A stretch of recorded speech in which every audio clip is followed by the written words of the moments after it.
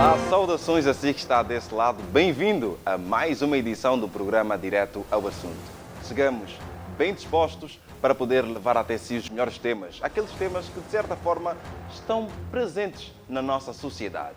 Hoje nós vamos falar de um assunto importante, como sempre, com os melhores convidados. Tenho aqui comigo dois jovens de carne e osso como você, como eu sempre digo, uma senhora pela primeira vez e um senhor também pela primeira vez, que vão falar sobre o poder paternal versus alienação parental. Um tema atual que você vai poder perceber melhor depois desta matéria que a Madalena André fez. Vá e volte comigo para depois conhecer os meus convidados. Em Angola, o poder paternal, também conhecido como pátrio poder, refere-se aos direitos e responsabilidades dos pais em relação aos filhos menores. Até que os filhos atinjam a maior idade, ou seja, emancipação, eles estão sujeitos ao poder paternal. Essa lei aplica-se durante o matrimônio ou união de fato pertencendo a ambos os pais. Compete aos pais, no superior interesse dos filhos, zelar pela saúde e segurança dos filhos, garantir seu sustento, dirigir sua educação, representá-lo legalmente e administrar seus bens. E já a síndrome de alienação parental ocorre quando um dos progenitores, normalmente o detentor do poder de guarda, manipula as crianças contra o outro progenitor após a separação. Isso pode envolver as crianças em uma batalha emocional, prejudicando o relacionamento com o outro pai. Por isso, é fundamental considerar o superior interesse da criança em todas as ações relacionadas aos direitos delas. Obrigado, Madalena, por esta matéria. Acredito que agora você já tem uma mínima noção, ou talvez máxima noção, do tema em análise. Sem mais rodeios, eu passo a apresentar os meus convidados. Começo pela senhora, que está à minha esquerda, é a doutora Vânia da Costa, que é jurista. Boa tarde, bem-vinda. Boa tarde, Jaime. Boa tarde, doutora Edmilton Simão. Boa tarde, telespectadores da TV Jovial, em especial aqueles que acompanham o Direto ao Assunto. Exatamente. Muito obrigada pelo convite. Já conseguiram reparar que a doutora Vânia tem assim um sorriso lindo, não é? Sim, senhora. E ao lado direito está o Edmilton Simon, ele que é advogado. Edmilton, boa tarde, bem-vindo. Viva! Boa tarde, Jaime. Boa tarde também a minha colega de painel, doutora Vânia da Costa. Boa tarde em especial aos telespectadores do programa Direto ao Assunto. Desde já, manifesto a minha eterna gratidão pelo convite e hora formulado. Obrigado. Sem problemas, aos dois, sintam-se à vontade, por favor. Obrigado. E sem mais rodeios, vamos começar com a nossa conversa, que vamos lá ver se teremos debate. Teremos, sim, senhora. Doutora Vânia, qual é a introdução que poderia fazer em relação ao tema em análise? Muito bem. Falar de poder paternal versus alienação parental é extremamente importante, Jaime. Primeiro, descodificarmos, desmistificarmos o tema em abordagem. Já vimos aí na VT, não é? Um tema foi muito bem desenrolado, mas importa dizer que o poder paternal é uma expressão que era usada em sede de direito civil para se referir ao poder-dever que era exercido pelo pai com relação aos filhos menores. E eu usei aqui a expressão pai, não pais. Por quê? Porque naquela altura o pai era visto como um membro superior da família. E a mãe, por sua vez, era tida como um membro secundário, ou seja, uma simples conselheira do lar ou então em assuntos relacionados aos filhos menores. Com o passar do tempo, o direito da família adotou uma outra expressão que é a autoridade paternal. A autoridade paternal traduz-se no poder-dever que é exercido, atenção, pelos pais, aqui estamos a falar no caso em concreto, o pai e a mãe, com relação ao filho menor. E falar de alienação parental não é nada mais do que se referir à interferência psicológica que um dos progenitores, não é, faz com relação ao menor. E normalmente nós verificamos isso em situações de divórcios, não é? O progenitor que tem a guarda da criança tende a criar uma ideia negativa com relação ao outro progenitor. Isso, de certa forma, pode acarretar consequências que nós vamos desenrolar no decorrer do nosso programa, não é? Exatamente. Obrigada. Dr. Simon, queria, assim, porque nós pudéssemos perceber melhor porque é que houve esta mudança, vamos falar do nosso sistema jurídico, não é? Da mudança do poder paternal para a autoridade paternal. Pois bem, na verdade, gostava antes, porém, de dizer que o poder é definido como sendo a capacidade de mandar e, por isso, se fazer obedecer. Isto é, se por um lado um sujeito manda, por outro sujeito obedece, ou ainda a imposição de uma vontade no sentido de influenciar ou determinar a conduta alheia. O poder tem diversas modalidades ou classificações. Por exemplo, o poder que um Estado tem para aprovar as suas leis, o chamado poder legislativo.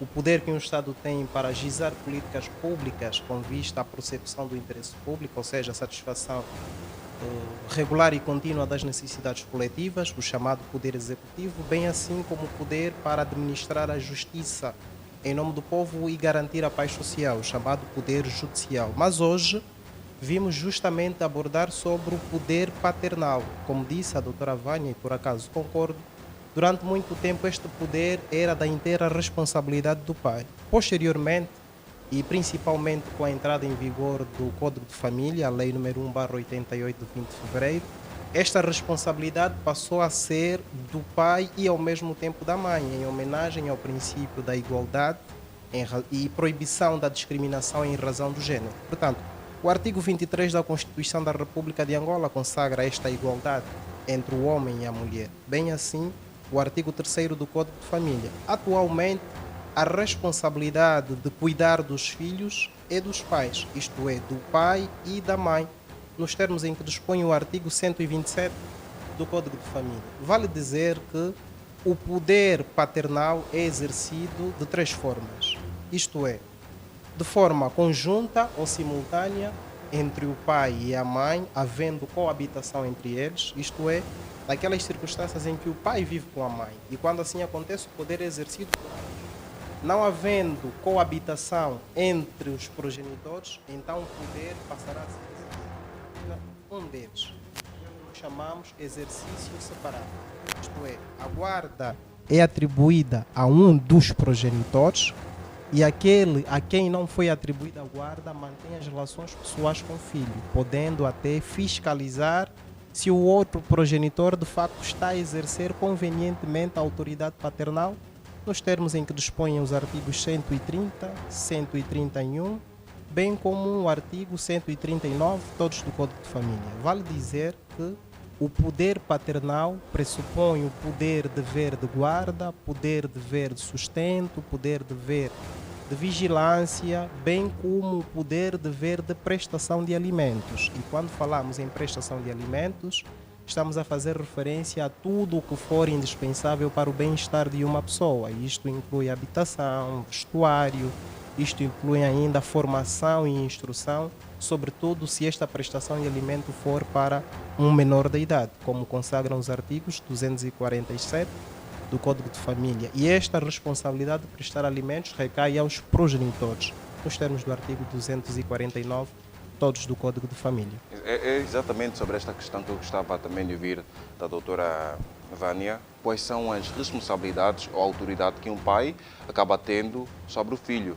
E também onde é que nós podemos ter um excesso de zelo por parte dos pais? Mas antes de ir para essa questão, Jaime, convém ressaltar que no exercício da autoridade paternal, não obstante das duas modalidades que o Dr. Admilton Simão fez referência, que é o exercício conjunto e o exercício separado, não é? Também encontramos o exercício único, não é? Naquelas questões em que falece um dos progenitores. Por exemplo, o filho é menor, falece a mãe, no entanto, o pai assumirá este exercício unicamente. Por isso é que entra aqui a expressão único. E depois também temos o exercício por terceiros. O exercício paternal ou de autoridade paternal é exercido por terceiros sempre que os pais não se mostrarem idóneos para então exercer esta autoridade, não é, paternal. Já agora, disse-me, pode por gentileza... Eu perguntava quais são os poderes e autoridades que acabam regendo sobre os pais para com os filhos. E depois aí poderia nos dizer o que está em excesso, analisando o nosso contexto. Se nós olharmos para o artigo 130 do Código de Família, o artigo é claro em dizer que o pai tem o dever de instruir, de formar, de orientar, de educar o filho. E tal como o Dr. Edmilton disse muito bem, não se restringe a isso. A autoridade paternal, na verdade, consubstancia em tudo o que for necessário para a formação do menor até atingir a maioridade. Então, de certa forma, os pais muitas vezes acham que, permitam-me o termo, são detentores dos filhos. Muitas vezes não levam em consideração a opinião do filho. Por este motivo, quando nós, enquanto pais, devemos exercer a nossa autoridade paternal, devemos sempre levar em consideração também o querer do filho, por exemplo, na escolha do curso que pretende frequentar, a religião, em alguns casos. Então, em vez de impor determinadas escolhas, devemos sugerir, conversar e mostrar onde é que consegue. Mas este é um aspecto que muitos pais não cumprem. Não levam em consideração, não levam em claramente. consideração. Mas o exercício da autoridade paternal, claramente, que a lei também prevê isso. E como é que o filho Por esse motivo é que nós verificamos que anteriormente, no ramo do direito civil, se referia a poder paternal. Aí o pai exercia o poder. E o filho, por sua vez, e a mãe também, não tinha voz diante desta relação. Então, a autoridade está aí para dirigir, instruir, formar, educar, e não para determinar certas coisas. Então, sempre que o pai e a mãe estiverem a instruir o seu filho, e há questões que, sobretudo, que de certa forma acaba influenciando no seu desempenho futuro, claramente deverá levar em consideração a opinião do filho, o querer do filho e assim sucessivamente. Então, o excesso muitas vezes consiste o pai adotar a figura que o nosso Código de Família já afastou, não é? Que é o poder paternal. Certo.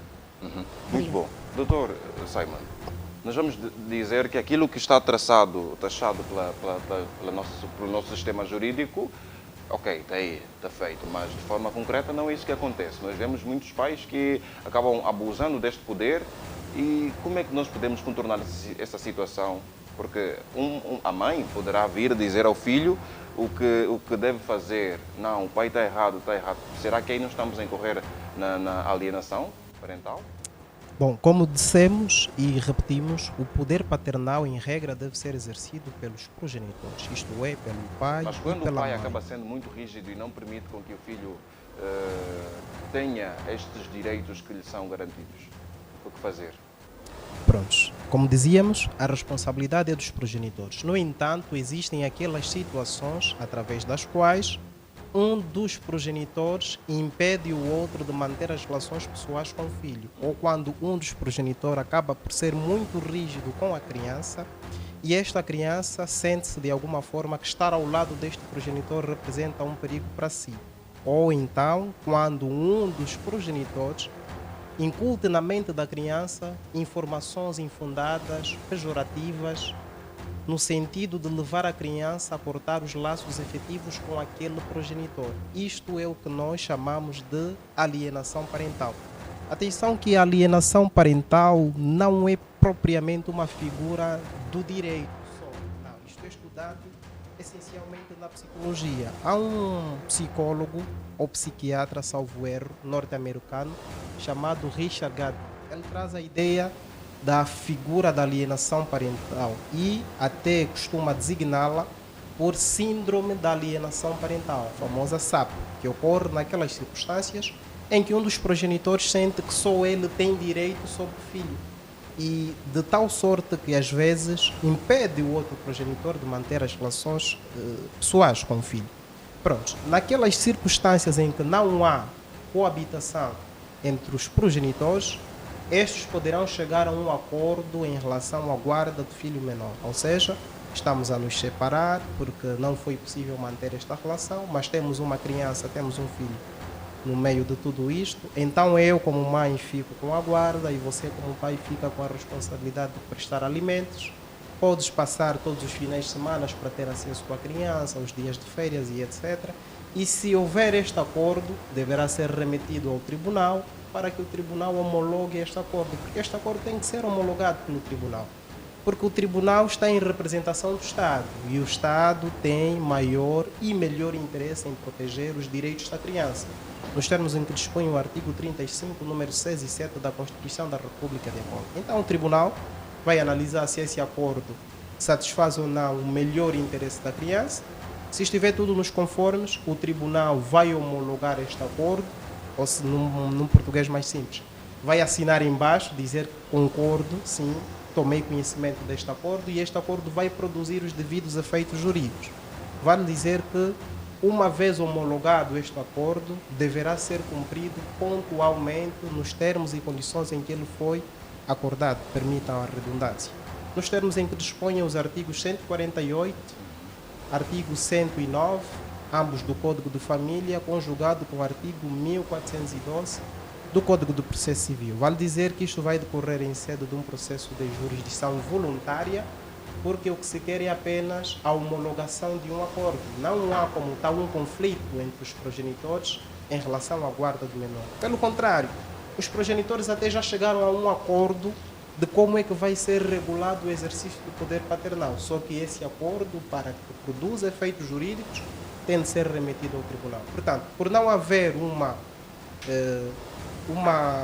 divergência entre os progenitores, por não existir conflito, então não há uma jurisdição contenciosa como tal, mas sim uma jurisdição voluntária. Mas a questão que se coloca é: e se um dos progenitores não aceitar chegar a um acordo em relação à guarda do menor? E se um dos progenitores impedir o outro menor, o outro progenitor, digo, de manter as relações afetivas com o menor? O que fazer? Quid ius?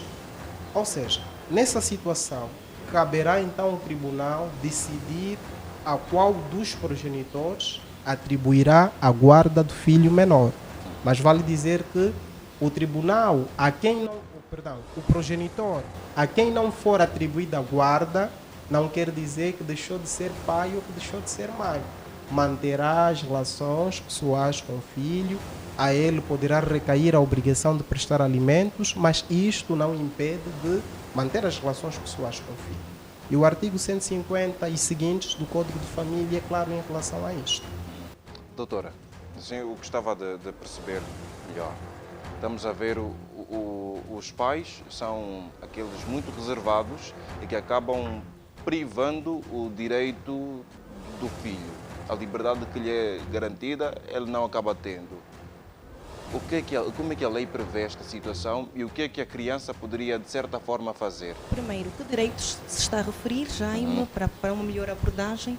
Quando nós estamos a ver que os pais acabam incutindo na criança que deve ir à igreja que os pais frequentam, que a criança não pode brincar, a criança também, algumas vezes, o pai é muito violento com ele, bate e diz que eu é que mando aqui em casa.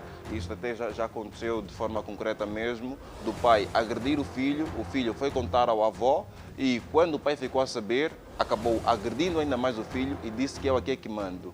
Eu é que coordeno as coisas e não tens nada de ir procurar uma outra pessoa. Qual é a atitude, como é que a lei olha para isto e também a criança o que poderia fazer? Muito bem, Jaime. Quando já há uma agressão física, já estaremos diante de um crime, okay? Violência doméstica. Porque nós sabemos que neste processo de instrução, de formação, de orientação do menor, claramente que o pai não pode usar uma força física para repreender o filho, mas sim, enquanto educadores, enquanto pais, enquanto seres que têm autoridade sobre esta criança, deverão mostrar o melhor caminho a ser seguido, as possíveis consequências que hão de vir dessa escolha. Mas agora, usar a força para incutir na cabeça do menor que deve adotar este ou aquele posicionamento não é a forma mais correta. Nestas situações, se há possibilidade claramente de, primeiro, optar por uma via extrajudicial, não é? Existem centros que versam sobre os direitos das crianças, peço perdão. Esses centros podem, de certa forma, fazer um acompanhamento psicológico, tanto com os progenitores e também com esta criança. Mas atenção, estes centros não têm poder de decisão. Se ainda assim prevalecer, claramente que temos a sala de família aberta para então atender estas situações. Sim, senhora. Queria comentar? Sim, claro. Em relação ao progenitor que submete o filho menor à violência, a maus tratos, sem prejuízo do que disse a doutora Vânia, e concordo sim que nós temos uma lei que regula a violência doméstica, a lei contra a violência doméstica, melhor dito, que é a lei 2511 de 14 de julho. Mas a par disto, temos a nível do Código Penal, nos termos do seu artigo 168, o crime de maus tratos a menores. Vale dizer que o progenitor que usar da força física para repreender o filho estará a incorrer na prática de um crime previsto e punido nos termos do Código Penal e arrisca-se a uma pena de prisão que pode variar de 12 até 8 anos. Então é preciso chamar a atenção aos progenitores em relação aos meios que utilizam para educar os seus filhos, porque o poder paternal tem uma função social. A função social é formar, instruir e preparar os filhos para que eles se tornem cidadãos válidos e socialmente úteis. Esta é a função social do poder paternal. A função social do poder paternal não pode ser o uso de violência para o pai mostrar que tem autoridade sobre o filho. Não pode ser nesta perspectiva, sob pena de recair sobre este progenitor as consequências que decorrem da lei. E em relação à alienação parental e como resolver, as questões que se levantam em sede disto tem sido se a alienação parental é um crime ou não. Ou seja, se um dos progenitores impedir o outro de manter as relações afetivas com o filho, será que estará a cometer um crime? Sim, não. Essas são as questões que se levantam. Do nosso ponto de vista, salvo melhor subsunção dos factos ao direito, entendemos que não, que a alienação parental não é crime.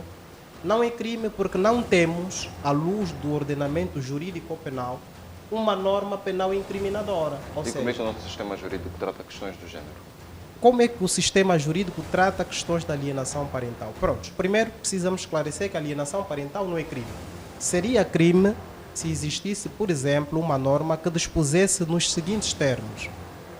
Artigo, 290, e dispõe assim: aquele que injustificadamente impedir um progenitor de manter as relações pessoais com o filho, ou aquele que incutir na mente de um filho menor informações infundadas, pejorativas sobre o seu progenitor, no sentido de levar a criança a cessar ou a cortar os laços afetivos com o progenitor alienado, incorre no crime de alienação e será punido com pena de 12 a 8 anos. Se tivéssemos no Código Penal uma norma regulamentada minimamente nesses termos, aí diríamos que sim, que a alienação parental é crime.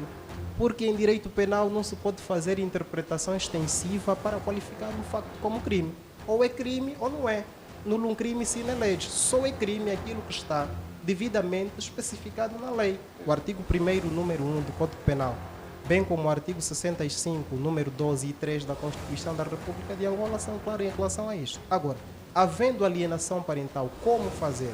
Pronto, isto é um conflito de natureza jurídico-familiar e a sua resolução passa pela sala de família, ou seja, nos tribunais de jurisdição comum, propriamente no Tribunal de Comarca, por ser o de primeira instância, especificamente na sala de família.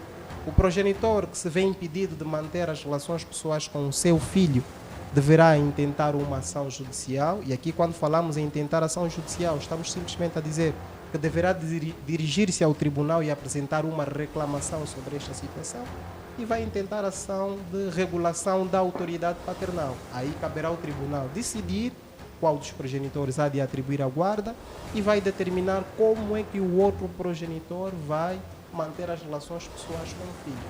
Mas vale dizer que, só para terminar essa última parte, que o outro progenitor, aquele a quem não foi atribuída a guarda, pode fiscalizar se o progenitor guardião está ou não a exercer convenientemente a autoridade paternal. Só para partilhar uma experiência rápida, quando saía de casa para vir ao programa, fui interpelado por uma criança que aparenta ter 12 anos. Pela forma como estava vestida, parecia-me ser mendigo, até porque pediu-me dinheiro. E eu perguntei por que ele precisava de dinheiro. A criança disse-me que o pai orientou para ele ir à rua, pedir esmola para levar a casa, que se ele não levar dinheiro a casa, vai ser submetido à violência. Isto é grave. Não sei se aquele menino mentiu-me, no sentido de convencer a entregar aquela quantia, mas a ser verdade isto é grave. Isto é obrigar o menor à prática da mendicidade. E o Código Penal pune os progenitores que se procedem nesses termos. E aí poderia vir a perder, o pai no caso, vir a perder o poder sobre Exatamente. a criança. A par da pena da prisão que lhe será aplicada por cometer este bárbaro crime contra a criança, poderá lhe ser aplicada também uma pena acessória, ou seja, vai cumprir a pena de prisão, poderá também, ao mesmo tempo, ser afastado do exercício da autoridade paternal, que o Código de Família, no seu artigo 153, chama de inibição do exercício do poder paternal. Porque este pai não se revela, idôneo para cuidar daquele menor. Então, não pode ter a guarda. A guarda será atribuída ao progenitor que tenha capacidade para o efeito. Doutora, e quando o pai não tem condições para o efeito? Quando o pai não mostra-se, não apresenta idoneidade para então exercer a autoridade paternal, é afastado, ou seja, o exercício da autoridade paternal será exercida de maneira separada. Nós falamos no início que existem 4 modalidades, não é? A conjunta, a separada, a única e exercida por terceiro. Se um dos...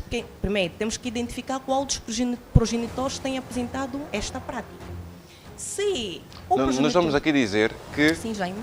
os pais não têm condições para dar aos filhos estes direitos que a lei aí está a evidenciar. O tribunal, vamos lançar mão à autoridade, ao exercício da autoridade paternal por terceiro.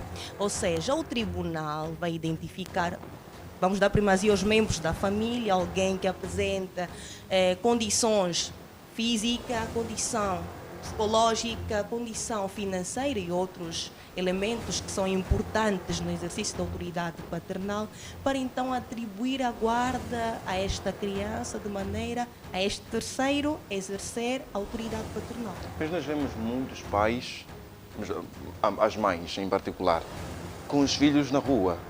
E nossas autoridades, o que é que se passa aqui? Há um atraso, lentidão? Quais são as razões? Por que é que não há isto que a doutora acabou do poder que é conferido à mãe, que neste caso concreto, tira-lhe o poder e dá a outras pessoas que têm melhores condições para poder exercer o poder sobre a criança? A lei não proíbe, por iniciativa própria, o pai e a mãe sempre sentirem-se incapazes de exercer a autoridade paternal, atribuir esta autoridade a uma terceira pessoa.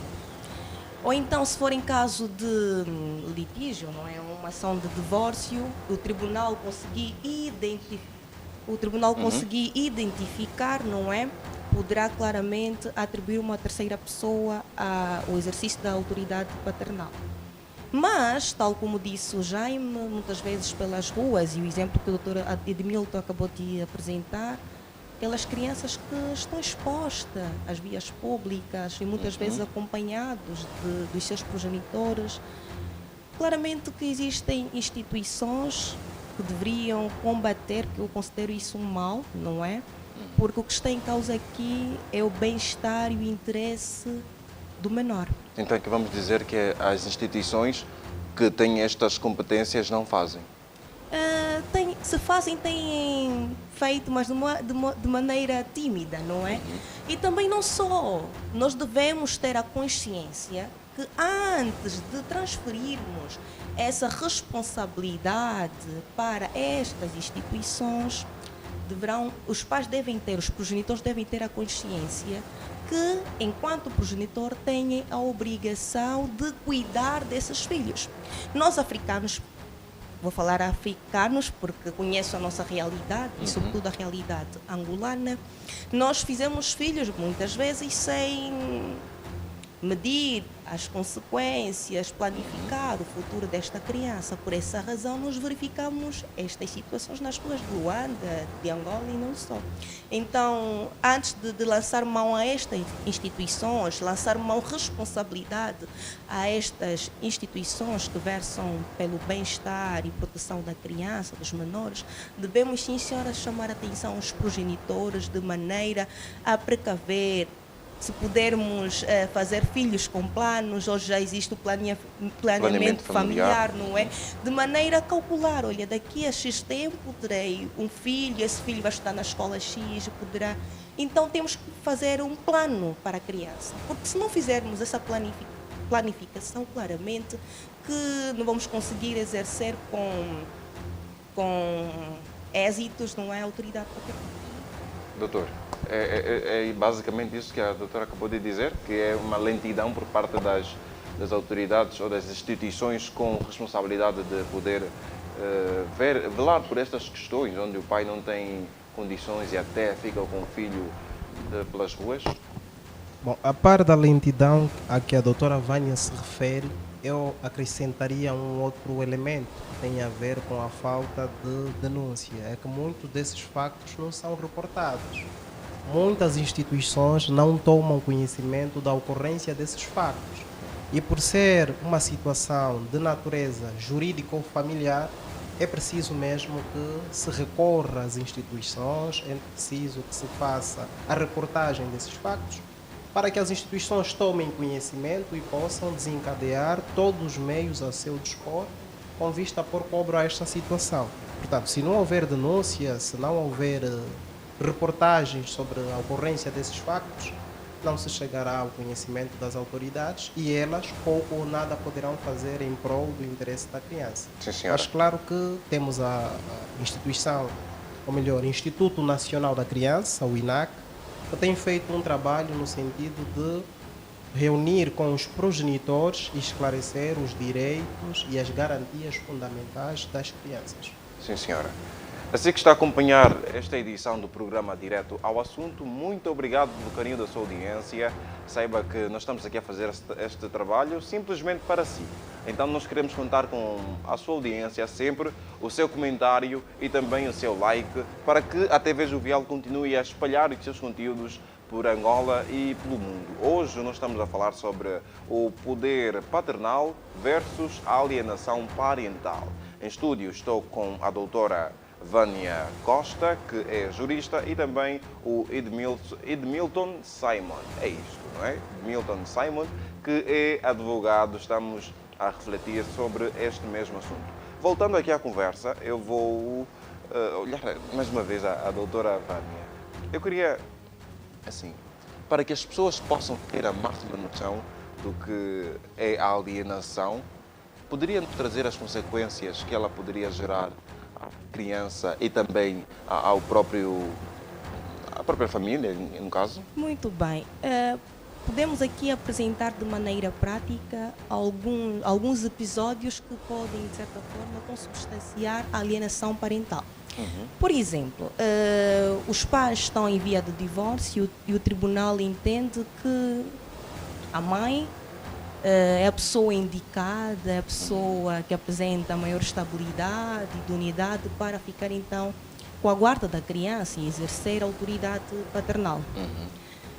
Mas, no entanto, quando estamos a falar do exercício da autoridade paternal separado, o outro progenitor, no caso em concreto o pai, também tem direito de ter contato com essa criança. A mãe muitas vezes, mas não está a dizer que isso acontece com as mulheres. Com as mulheres. É o caso mais comum. Mas é o mais comum, claramente.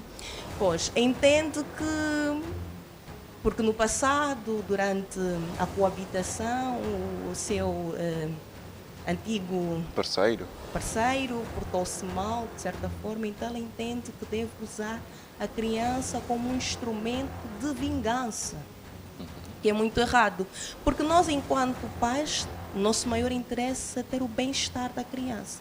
A partir do momento em que você primeiro, já é difícil enfrentar, não é uma criança que está acostumada a viver com o pai e a mãe e de um momento para o outro ver esse casal separado. Automaticamente o filho cria alguma desestabilidade psicológica. E depois, o tribunal claramente vai definir o tempo em que o pai poderá fazer as visitas, ter acesso ao filho, exercer o seu direito, né, de prestar alimentos, e dever, neste caso, de prestar alimentos e tudo mais. Mas a mãe entende que ele tem um poder financeiro e não precisa do seu dinheiro para nada. Meu filho não precisa de ter contato com o senhor, porque até ele estuda nas melhores escolas. Então, este alarido, essa situação que muitas vezes os pais criam, claramente que acarretam consequências. Outro episódio muito claro que nós podemos aqui apresentar, a título de exemplo, é um dos progenitores, sobretudo que tiver a guarda, proferir expressões que, de certa forma, adjetivos que, de certa forma, acabam manchando a imagem do outro progenitor. Por exemplo, se o pai é isso, é aquilo. Isso, de certa forma, pode criar transtornos psicológicos na criança. E, como consequência desses transtornos, poderá ter um baixo rendimento escolar, poderá cair numa depressão e por aí fora. Então, são N consequências que a alienação parental pode acarretar na vida deste menor. Dr. Simon, vamos dizer que são mais as mulheres que fazem isso. Sim, são mais as mulheres que fazem, sem prejuízo de existirem também homens que fazem alienação parental. Só para ter uma ideia, eu acompanhei um episódio de um senhor que fazia alienação parental, mas de forma indireta. Ou seja, estava separado da sua esposa já há 3 anos e tinham a guarda compartilhada. Ou seja, a guarda estava sob responsabilidade da mãe, mas em épocas de feriados, épocas de férias, final de semana, o pai passava o final de semana ou a férias com o filho. E o pai fazia alienação parental de forma indireta.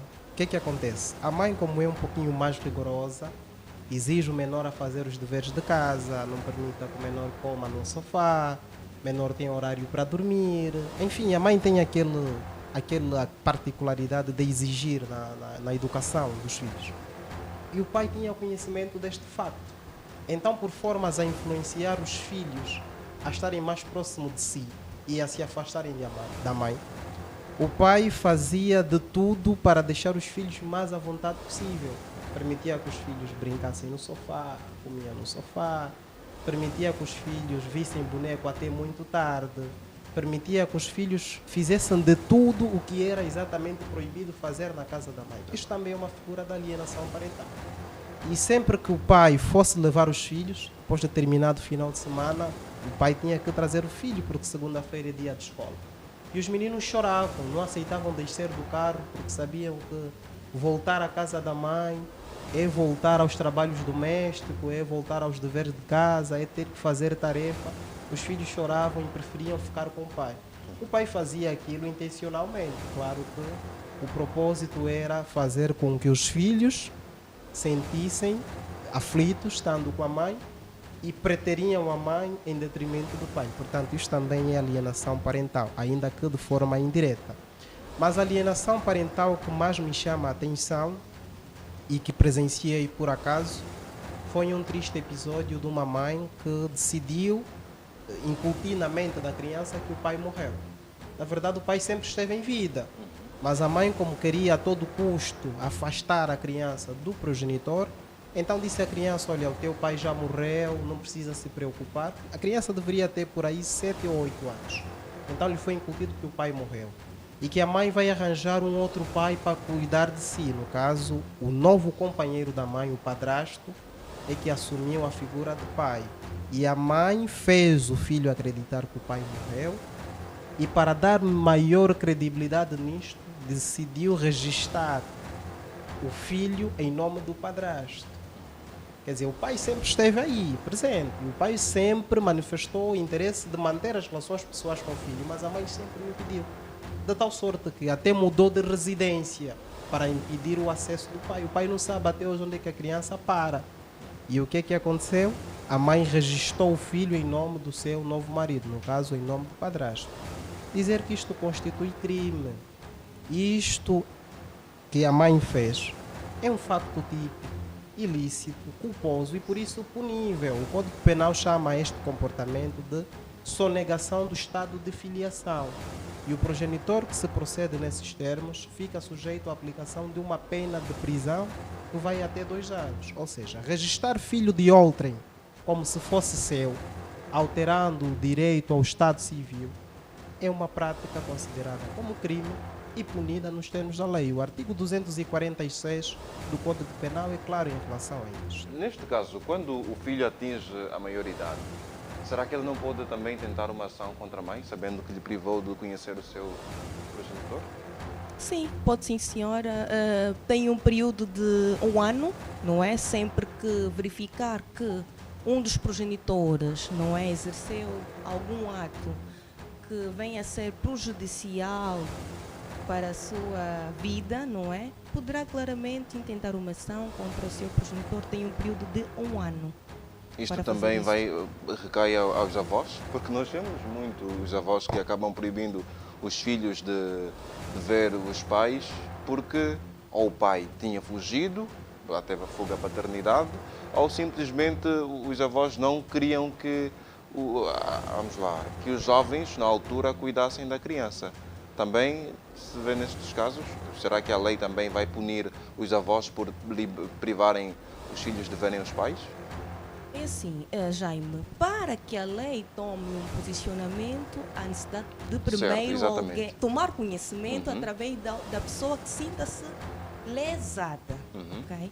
Então, sempre que o ato praticado por este avô ferir a integridade ou um outro aspecto qualquer que a lei faça referência, claramente que este progenitor poderá recorrer também ao tribunal para ver reposto, né, o direito que está a ser violado. Sim, senhora. Mas atenção, para responsabilização é necessário reunir determinados pressupostos que a própria lei impõe. Quais são? Para a responsabilidade civil é necessário que exista uma ação, é necessário que exista um dolo, então mesmo culpa, um nexo de causalidade, ou seja, o nexo de causalidade deve ser o ato praticado, nesse caso em concreto, pelo avô, causar algum dano na esfera jurídica, quer dano material ou então psicológico a este progenitor e tantos outros. Poderá claramente esse progenitor lançar mão aos mecanismos impostos pela lei para ver então salvaguardar os seus interesses. Muito bom. Obrigado, doutora Vânia. Queria comentar? Sim, queria comentar e de forma muito breve para dizer que a alienação parental ocorre fundamentalmente numa situação muito desolante, muito desagradável, que é naquelas circunstâncias, por exemplo, em que o progenitor que está a sofrer com a alienação parental e porque não lhe está mesmo ser permitido o acesso à criança, decide ir até ao colégio onde está matriculada a criança e retirar a criança de lá e levar consigo. Ou seja, o pai está a ser impedido de manter as relações pessoais com o filho. Então o pai vai até o colégio onde estuda o menino e incentiva-o a abandonar a residência onde ele se encontra domiciliar. Sim, está correto. Obrigado. Então o pai convence o menor a abandonar esta residência. E o menor vai com o pai, até porque o pai usou ameaça, usou artifício ou utilizou qualquer outro meio fraudulento, no sentido de convencer o menor a sair. E o pai leva o menor consigo. Pouco depois a mãe apercebe-se que o menor foi à escola e não regressou. Então procurem contactar ou localizar o menor. Mais tarde apercebem-se que o menor está com o pai e vão até a esta residência onde se encontra o pai. Peçam ao pai para restituir a criança ou para devolver a criança, melhor dizer, e o pai se recusa a devolver. Este comportamento também é considerado como crime. O Código Penal chama isso de subtração ou recusa de entrega de menor. O progenitor que convidar, incentivar, aliciar o menor a fugir da casa onde se encontra a residir, ou o progenitor que, utilizando força, violência ou ameaça, no sentido de retirar o menor da pessoa a quem foi legitimamente confiada a guarda, incorre no crime de subtração ou recusa de menor, crime este que se encontra previsto e punido nos termos do artigo 248 do Código Penal, e o progenitor arrisca-se a uma pena de prisão que pode ir até 2 anos, se outra pena mais grave não lhe couber por força de uma disposição especial. Ou seja, apesar de termos dito categoricamente que a alienação parental não constitui crime, mas dela poderá resultar o cometimento de vários tipos de crimes. Portanto, a alienação parental é uma situação grave e que merece toda a atenção da sociedade e da família em geral. Muito bom. Existem diversas questões relacionadas a este assunto e que nós acabamos trazendo aqueles aspectos mais diretos, mais concretos, que muitas pessoas, quando acabam falando do tema, procuram ver as respostas das perguntas que fazem. E uma das perguntas que alguém me tinha feito é a seguinte: a mãe e o namorado, no caso, são 2 jovens, tiveram um relacionamento sexual, uma relação sexual no caso, e a menina acabou ficando concebida. Ela concebeu a criança e o pai não dá nenhuma assistência ao filho, simplesmente fugiu. Fuga a paternidade que estamos aqui a falar. Existe a probabilidade do pai vir a ter o poder sobre o filho, mesmo depois de alguns anos passados? Não sei quanto tempo é que a nossa lei olha para esta questão. Bem, Jaime, é importante dizer, não é, que o pai, primeiro, devemos entender o que é que fez, apesar de nos justificar, não é? O pai, no momento em que a sua namorada encontrava-se concebida, não pôde acompanhar e prestar o devido alimento a esta criança. Mas por uma questão, imaginemos que era por desemprego, não é? E muitas vezes as famílias africanas tendem a adotar um posicionamento não muito plausível com relação a este jovem, não é? Então ele sente-se muitas vezes obrigado a se afastar. E depois, com o decorrer do tempo, atingido a maioridade, tendo capacidade para então acompanhar e instruir o seu filho, por que não? Assim, a possibilidade do pai exercer conjuntamente a autoridade paternal com relação ao filho. Salvo naquelas situações em que a mãe entende, depois desta fuga à paternidade, intentar uma ação de prestação de alimentos, não é? Ao filho. Mas se imaginemos que essa situação não chega a tribunal, por mútuo acordo, as partes podem convencionar, não é, a forma como será exercida esta autoridade paternal, porque muitas vezes nós queremos colocar o nosso interesse no topo da pirâmide, mas não, nós devemos colocar sempre o interesse do menor no topo da pirâmide. O que é melhor para a criança, para o seu crescimento, para que ele cresça de maneira adequada e amanhã consiga desempenhar um papel social, contribuir para o crescimento da nossa sociedade. Então, são estas situações, mesmo em sede de tribunal, que se analisa. Por esta questão é que muitas vezes nós podemos verificar que antes do tribunal determinar como será desempenhado o exercício da autoridade paternal, claramente que abre-se a possibilidade das partes convencionarem. Então, se o pai e a mãe convencionarem a forma como deverá ser exercida a autoridade paternal, claramente que esse pai poderá recuperar o tempo perdido, não diria, mas poderá, a partir da data para uma perspectiva futura, realizar este desejo. Muito bom. Este assunto acaba trazendo muitas dúvidas para as pessoas e eu pergunto ao Dr. Simon qual é a melhor forma de nós podermos levar estes conhecimentos às famílias, porque nós estamos aqui a falar desses assuntos e muitas pessoas que vão acompanhar esta matéria poderão não perceber como é que eles podem ter noção disso e talvez também vir a defender ou salvaguardar os seus interesses e dos seus filhos. Bom, para que as pessoas tenham conhecimento sobre os seus direitos, sobre os seus deveres e, sobretudo, os direitos e deveres das crianças. É preciso que se faça palestras, é preciso que se leve ao conhecimento dos cidadãos. E, por acaso, o programa Direto ao Assunto tem feito a sua parte, não é? Que é promover debates como este com vista a informar os cidadãos. Mas não basta apenas fazer isto, é necessário que se façam também outras palestras, no sentido de levar mesmo conhecimento às pessoas. Existem as organizações do Estado, elas funcionam para atender determinadas situações. O progenitor que se sentir injustiçado pode recorrer. O tribunal é um órgão competente para administrar a justiça em nome do povo. É proibida a justiça por mãos próprias. Então, quem se sentir violado, quem sentir o seu direito violado ou na iminência de ser violado, pode justamente recorrer às autoridades competentes, sem prejuízo de poderem fazer uma resolução extrajudicial. Ou seja, se não quiserem recorrer ao tribunal por ser, até certa medida, dispendioso, e porque algumas pessoas têm receio que a justiça demora muito, então podem fazê-lo por meio extrajudicial. Pode ser por uma mediação. Por exemplo, a Organização da Mulher Angolana, a OMA, tem feito um trabalho neste sentido. O INAC também tem feito um trabalho neste sentido. Então as pessoas podem sempre solicitar ajuda das ONGs e das outras organizações que existem, que visam proteger os direitos, deveres e garantias fundamentais das crianças, principalmente.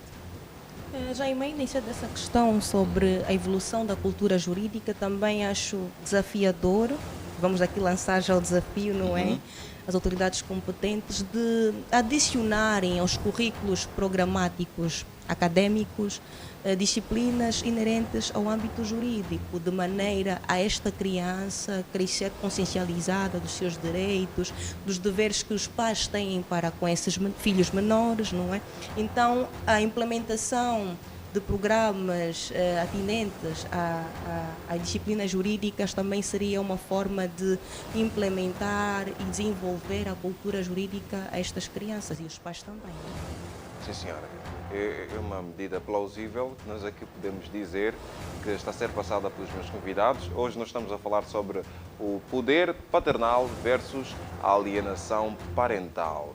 Em estúdio está Edmilton Simon, que é advogado, e também a jurista Vânia Costa. São dois jovens de carne e osso que estão aqui a trazer as melhores visões para si que está desse lado a acompanhar. Eu convido já a inscrever-se no canal, se ainda não é inscrito, deixar o seu like e a compartilhar, e até também sugiro que deixe o seu tema aí no comentário. O tema que gostaria de ver analisado aqui no Direto ao Assunto, qual é? Deixe aí no comentário que a nossa produção certamente vai poder analisar prontamente e depois analisarmos todos, e até você que escrever pode vir a ser o nosso convidado, tá? Muito bom. Voltando aqui à nossa conversa. Doutor Edmilton, sim, nós já estamos praticamente a concluir o nosso tema. Não sei se tinha mais algum aspecto relevante que poderia aqui nos dizer em relação a este tema em análise. E até também poderia nos aqui trazer a possível relação existente entre poder paternal e a alienação parental. Sim, claro. Em relação à questão que já me tinha colocado a doutora Vânia sobre a prestação de alimentos, eu gostava apenas de dar uma nota que o pai que não viva com a mãe tem a obrigação de prestar alimentos durante todo o processo da gestação, durante toda a fase da gestação e até 6 meses após o parto, nos termos em que dispõe o artigo 264 do Código de Família. Portanto, esta é uma obrigação que recai ao pai, é uma obrigação que recai ao jovem, é uma obrigação que recai ao marido que engravidou. Deve prestar alimentos. Depois de terminado este período dos 6 meses após o parto, a prestação de alimentos não será mais para a mãe propriamente, mas para o filho. E se o pai não prestar alimentos nos termos e condições em que estabelece a lei, estará sujeito à aplicação de uma pena de prisão. E aqui, mais uma vez, precisamos informar que a falta de prestação de alimentos de forma injustificada constitui crime e o Código Penal chama isto de abandono de assistência. Se o progenitor não prestar alimentos à mulher grávida, e, em consequência disso, houver riscos da interrupção da gravidez, ou se a interrupção vier a se verificar em função desta falta de prestação de alimento, a pena de prisão pode ir até 8 anos. E o Código Penal faz referência a isso no seu artigo 247. Em relação à alienação parental e o poder paternal, temos apenas a dizer que o poder deve ser exercido pelo pai e pela mãe, deve ser exercido simultaneamente entre eles. O artigo 127 do Código de Família é claro em relação a isto. Isto também é uma homenagem ao princípio à igualdade entre o homem e a mulher e proibição da discriminação em razão de género. Os mesmos direitos que tem um pai, ou os mesmos deveres que tem um pai para com o filho, tem igualmente a mulher, tem igualmente a mãe. Portanto, o poder deve ser exercido entre ambos. Se eventualmente um dos progenitores estiver a impedir o outro de manter relações com o filho de forma injustificada, estará então a incorrer na alienação parental.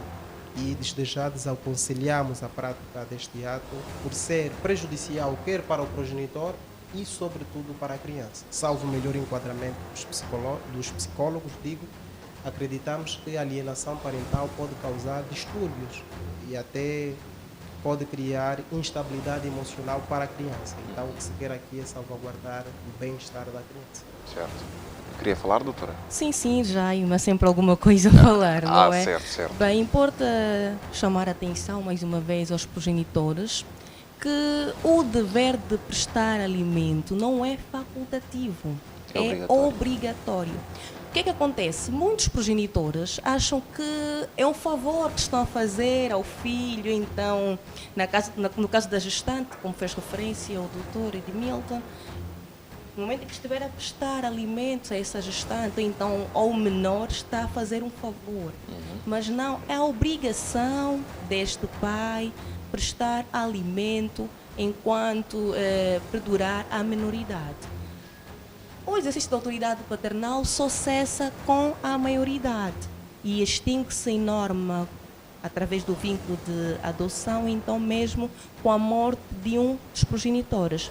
O que significa que enquanto o filho for menor de 18 anos, o pai tem a obrigação de exercer a autoridade paternal. Enquanto os progenitores estiverem em vida, tem a obrigação de exercer.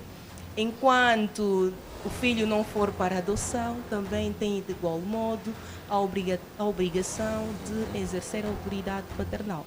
Importa também aqui chamar a atenção, sobretudo, os progenitores que têm exercido a autoridade paternal, sobretudo aqueles que têm, normalmente é as pessoas ou o progenitor que tem a guarda da criança que exerce a autoridade paternal, de modo comum, que existe no artigo 161 a transitoriedade da decisão. O que significa que a decisão do tribunal poderá ser revogada, poderá ser alterada sempre que se alterar as circunstâncias.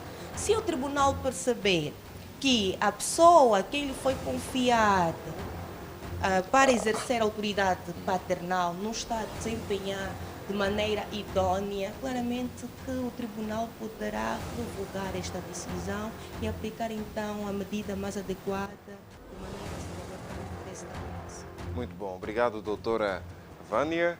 Obrigado também ao doutor Edmilton. Obrigado. Foi um prazer interagir com vocês. E quanto a si que esteve desse lado a acompanhar o programa direto ao assunto, muito, mas muito obrigado pelo carinho da sua audiência. Espero que nós consigamos alcançar os objetivos e queremos contar sempre consigo nas próximas edições.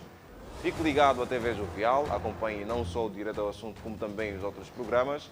Receba os abraços desta equipa jovem que trabalhou para si com todo amor e carinho. E tchau, tchau. Estamos juntos na paz de Deus.